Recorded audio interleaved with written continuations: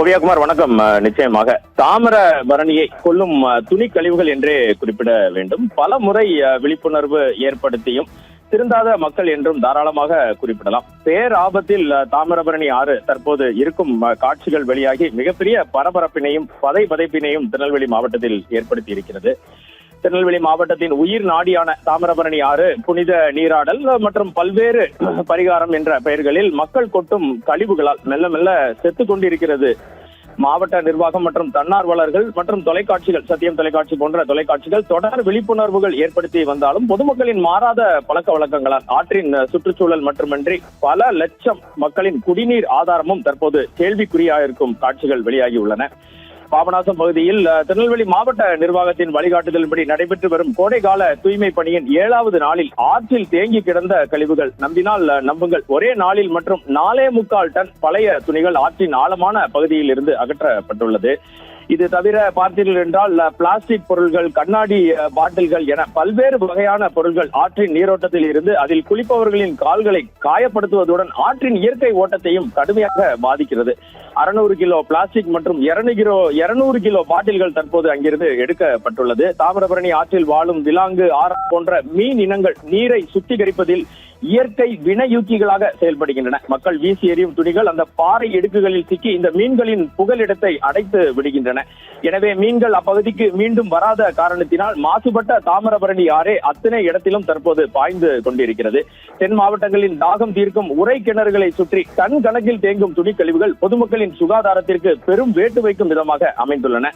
பாபநாசம் பகுதியில் சேரும் இந்த துணி கழிவுகள் உரை கிணறுகளை சூழ்ந்து உள்ளதால் ஆற்றில் நீர் அதிகம் வரும் காலங்களில் சுழல் இழுப்பின் காரணமாக பழைய துணிகள் அனைத்தும் இந்த உரை கிணறு பகுதியில் தேங்குகிறது.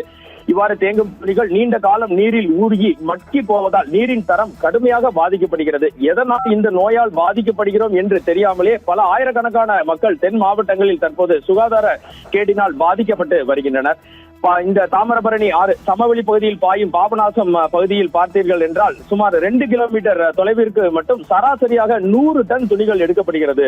ஓவியா, நேற்று மட்டுமே ஏற்கனவே நாம் குறிப்பிட்டபடி 4.5 டன் துணிகள் உரை கிணறு பகுதியில் இருந்து அகற்றப்பட்டுள்ளன. தாமிரபரணியின் இந்த அவல நிலை முற்றிலும் மாற வேண்டும் என்றால் பாபநாசம் பகுதிக்கு வரும் சுற்றுலா பயணிகளுக்கு கடும் கட்டுப்பாடுகளை விதித்தால் ஒழிய வேறு வழி இல்லை என அப்பகுதி பொதுமக்கள் கண்ணீருடன் கோரிக்கை விடுத்துள்ளனர். வனத்துறை, நீர்வளத்துறை, உள்ளாட்சி அமைப்புகள், சுற்றுச்சூழல் துறை மற்றும் மாவட்ட நிர்வாகம் என அனைவரும் ஒருங்கிணைந்து ஒரு புதிய திட்டத்துடன் செயலாற்ற வேண்டிய கட்டாயத்தில் நாம் தற்போது உள்ளோம். இதனை இப்போது சரி செய்ய தவற விட்டோம் என்றால் எப்போதுமே சரி செய்ய முடியாத காட்சிகள் அரங்கேறும் என்றே தெரிகிறது.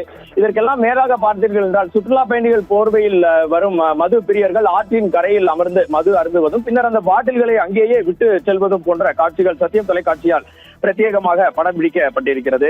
ஓய்வு பெற்ற புள்ளியியல் துறை துணை இயக்குநரும் சுற்றுச்சூழல் ஆர்வலருமான பாபநாசத்தை சேர்ந்த கிரிக்கெட் மூர்த்தி கூறுகையில் கோடை காலத்தில் நீர்வரத்து குறைவாக இருக்கும் போது மட்டுமே இந்த கழிவுகளை அகற்ற முடியும். அரசு இயந்திரங்களின் முழுமையான ஒத்துழைப்பு கிடைத்தால் மட்டுமே இதனை நிரந்தரமாக சரி செய்ய முடியும் என கூறுகிறார். 99 வருட குத்தகை முடிந்து திருநெல்வேலி மாவட்டத்தின் மேற்கு தொடர்ச்சி மலைப்பகுதியான ஊத்து, காக்காட்சி, மாஞ்சோலை போன்ற பகுதிகளுக்கு சுற்றுலா பயணிகள் செல்வதற்கு கடும் கட்டுப்பாடுகளை விதித்துள்ள வனத்துறை அதன் பலன்களை தற்போது அறுவடை செய்து வருகிறது. கோடை காலத்திலும் மழை காலங்களிலும் மிகச்சிறந்த மழைப்பொழிவை இப்பகுதிகள் தொடர்ந்து பதிவு செய்து வருகின்றன. அதே போல பாபநாசம் தாமிரபரணி ஆறு சமவெளி பகுதியில் பாயும் இடமான இந்த பாபநாசத்தில் கடுமையான கட்டுப்பாடுகளை விதித்தால் மட்டுமே தென் மாவட்ட மக்களின் உயிர் ஆதாரமாக விளங்கும் தாமிரபரணி ஆற்றை சரி செய்ய முடியும் என்பதே தற்போது இருக்கும் நிலைமை. ஓவியாகுமார், தங்களுடைய விரிவான தகவல்களுக்கு நன்றி வனராஜ் சங்கர்.